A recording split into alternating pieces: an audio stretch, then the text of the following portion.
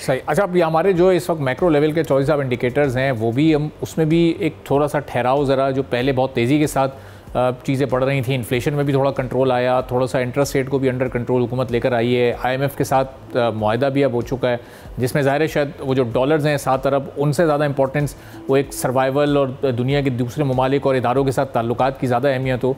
तो अब ये सारी चीज़ें मिलकर अगले 5-6 माह में कितना पाकिस्तान की इकॉनमी में इम्पैक्ट क्रिएट कर सकती हैं? अभी हमने ओवरसीज़ इन्वेस्टर्स का भी जो एक पॉइंट ऑफ व्यू देखा, उनका भी खासा एतमाद इस वक्त बढ़ा है। वो कि अमली तौर पर अभी कोई इन्वेस्टमेंट नहीं आई, लेकिन अब आने की तवक्को तो कम से कम की जा रही है।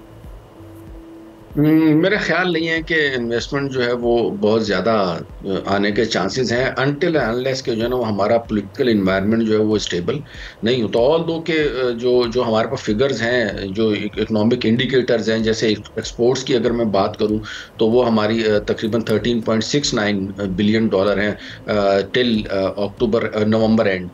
इंपोर्ट्स जो है वो 22.34 बिलियन डॉलर हैं। ट्रेड डेफिसिट हमारा जो वो कम हुआ है पिछले साल के मुकाबले में, इसी 5 महीने में 8.65 बिलियन यूएस डॉलर है। इन्फ्लेशन 7.8% के ऊपर आया है।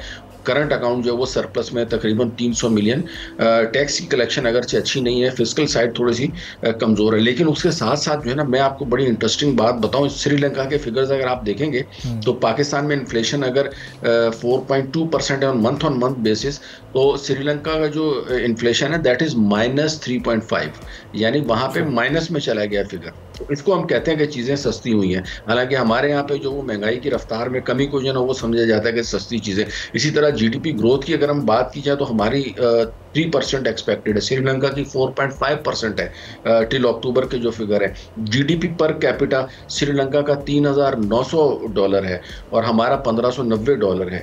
अनएम्प्लॉयमेंट रेट श्रीलंका का 5.2% है, हमारा 8% है, 8.1 8.2। मजीद वर्ल्ड बैंक ने अभी इसमें भी इजाफे का खदशा जाहिर किया है। एक्सटर्नल डेट की अगर आप बात करें तो श्रीलंका का 56 बिलियन है और हमारा 130 बिलियन है। और सबसे बढ़ के डॉलर वहाँ पे 287 श्रीलंकन रुपीस का है और हमारे यहाँ जो 279 रुपीस का है आज की डेट में। तो उससे आप अंदाज़ा लगा सकते हैं। कंपैरिजन मुझे बताने का मकसद आपको ये था कि थोड़ा सा एक आपको आइडिया हो जाए कि ठीक है हमारी प्रोग्रेस हो रही है, लेकिन उस तरीके से या उस रफ्तार से नहीं हो रही जो होनी चाहिए। इंटरनेशनल कमोडिटी मार्केट्स में भी आप देखें डाउनफॉल ट्रेंड चल रहा है। पेट्रोलियम और ऑयल की जो प्राइसेस हैं इंटरनेशनली वो भी नीचे को जो है वो आ रही हैं। इसके बावजूद अगर हमारा बहुत ही 4.9% के ऊपर अगर हमारी मंथ ऑन मंथ बेसिस के ऊपर इन्फ्लेशन का फिगर आता है, तो ऑन दी अदर हैंड हमारे पास श्रीलंका की मिसाल मौजूद है जो कि माइनस में इस वक्त चल रहा है। तो हमें बहुत ज़्यादा इससे अचीव करने की ज़रूरत है और उसमें हुकूमत के लिए जो है ना वो मेरा मशवरा तो यही होगा कि दे शुड नॉट रिलैक्स और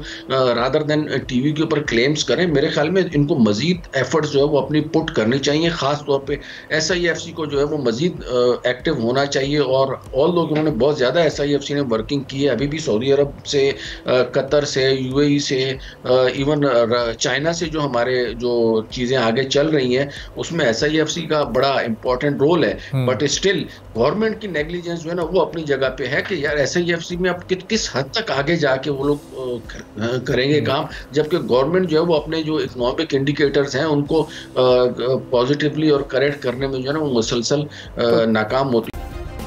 सब्सक्राइब करें और बेल दबाएं ताकि कोई खबर रह न जाए।